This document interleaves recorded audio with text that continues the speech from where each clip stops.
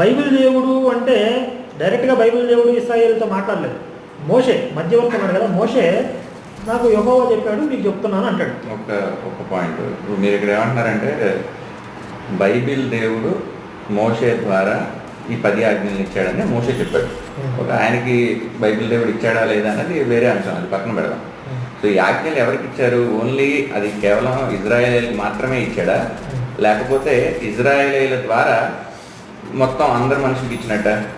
అక్కడ అట్లా ఏమైనా స్పష్టత ఉందా అసలు ఆ విషయంలో? చాలా క్లియర్గా ఉంది. నా పుస్తకాలు తీసుకున్నాను, నేను బైబిల్ దేవుడు నిజస్వరూప స్వభావాల పుస్తకంలో చాలా క్లియర్గా ఈ విషయం మెన్షన్ చేశాను. ఈ ధర్మశాస్త్రం అంటారు దీన్ని, మోషే ద్వారా ఇశ్రాయేలుకి ఇచ్చింది బైబిల్ దేవుడు ఇచ్చిందని ధర్మశాస్త్రం అంటారు బైబిల్ తెలుగులో.